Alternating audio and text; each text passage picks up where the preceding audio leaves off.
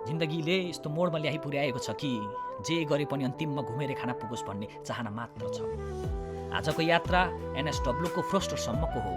Australia आएको दिनदेखि नै एउटा कुरा कहिले रोकिएन।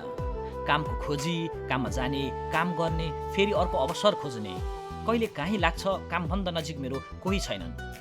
त्यही सिलसिलामा आज नयाँ कामको अवसर खोज्दै फ्रोस्टरतिर निस्केको छु। यो यात्राको अनुभव, बाटोको दृश्यहरू र आजको दिनमा जे हुन्छ सबै तपाईँहरूलाई यस भिडियो मार्फत देखाउने प्रयास गर्नेछु। भिडियो अन्तिमसम्म हेरेर साथ दिनुहोला। तपाईँहरूको साथ र समर्थनले नै अझै राम्रो भिडियो बनाउने प्रेरणा मिल्छ। म र मेरो च्यानलमा यहाँहरूलाई हार्दिक स्वागत छ।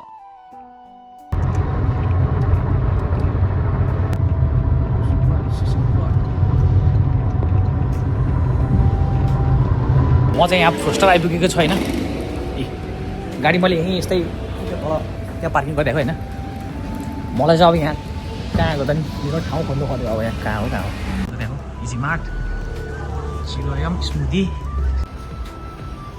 घन्टा क्लोदिङ रहेछ क्या होइन। ठ्याक्कै 11:25 भइसकेको छ होइन। यहाँ दामी भिउ रहेछ क्या तपाईँले है। अनि म जानुपर्ने चाहिँ यहीँ माथि होइन। यसको गेट उयो जस्तो छ होइन। यहाँबाट आऊ त्यतै छ मेरो गाडी, त्यतै पार्क गरे हौ। यता ल्याउनु पर्ने यता रहेछ पार्किङ होइन। खैर के छैन, घरमा भेट्छु है। यसो गाई जाने मेरो कार्यक्रम सकिएको छैन। कन्ट्याक्ट गर्छु भने मलाई आएर न होइन। मैले त खासै केही जानेको त थिइनँ, केही नि गरिनँ होइन। पानी परेको होइन, के खाएर जा भन्दै थिएँ होइन। पानी पर्दा के खाएर जाँदै थिएँ, मलाई फेरि लाज लाग्यो फेरि होइन। त्यहाँ मलाई के थियो क्या, अब के खाने भनेर। अनि फेरि मैले त खान्न भन्थेँ। अहिले पानी पऱ्यो। जिलेटो रहेछ होइन। जिलेटो अब मैले यहाँ जागिर पाएँ भने चाहिँ म यतै बस्छु होला सायद होइन।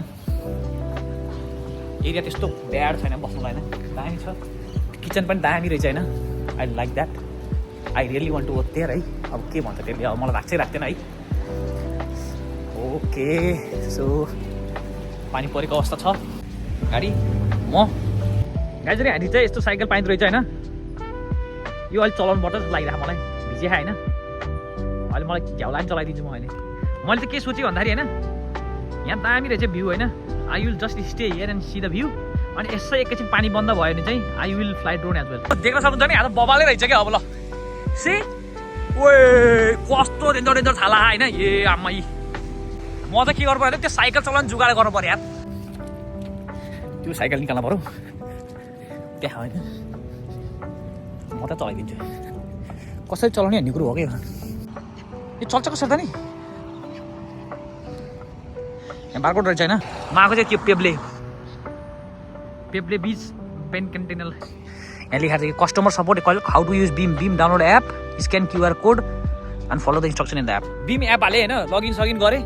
यसलाई चाहिँ $1 होइन, $1 लाग्छ अरे यसलाई अनलक गर्नलाई चाहिँ। अनि चलाउनलाई चाहिँ 55 सेन्ट प्रति मिनट है। अर्को काण्ड आइलाग्यो फेरि अब यहाँ। छ्या म्यान यसलाई होइन, यो भाँडा चाहिँ मलाई यसको यहाँ म्याप बनाइदिएको रहेछ होइन। यो म्याप बनाइदिएको ठाउँमा मात्रै चल्ने रहेछ कि फेरि।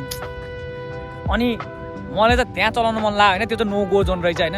सो के गर्नु पऱ्यो भन्दाखेरि होइन, यतैतिर चलाउनु पऱ्यो होइन। एकछिन म यतैतिर चलाउँछु, किन चलाएन अब चलाउँछु भनिहालेँ, चलाउनु त परिहाल्यो।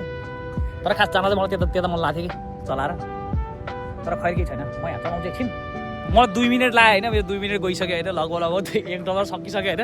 मैले रेडी गरिसकेँ, हेलमेट पनि लगाइसकेँ होइन। मैले चलाउनु पनि जाने होइन। यसलाई हल्का धक्काला पर्ने रहेछ सुरुमा चाहिँ। यस्तो धक्कालेसी मात्रै गुड्दो रहेछ कि। यत्तिकै यो यति कहाँको यसको यहाँ छ होइन। यस्तो गर्दैछु नगुड्दो रहेछ कि। पहिले यसलाई हल्का रेस्टमा लिएर गर, अनि गुड्दो रहेछ होइन।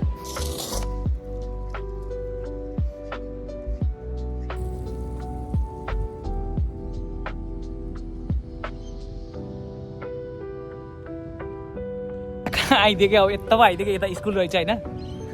यता पो आइदिरहेको क्या। अब कुदे मस्त कुदे होइन। यो चाहिँ बस यति यो बजारतिर हिँड्नलाई मात्रै यता बिसार्छ।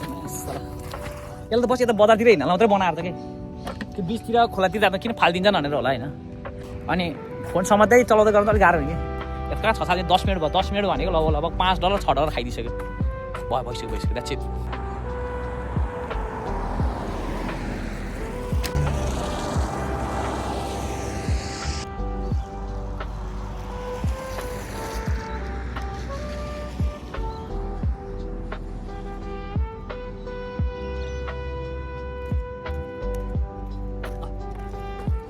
राइड कम्प्लिट भयो होइन फाइनली होइन मैले राखिदिएँ होइन $11 लाग्यो होइन $11 लियो $11.45 समथिङ कति भएको थियो होइन सो मैले कति मिनट 18 मिनट चलाएँ होइन कहिले हुनाले मैले त्यहाँ जति धेरै टाइम स्पेन्ड गरेँ होइन म घर त्यति नै ढिला पुग्छु है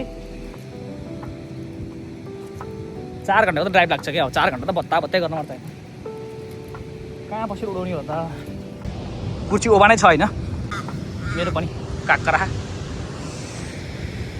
यस्तो छ अगाडिको भ्यू होइन फ्रन्ट भ्यू यस्तो छ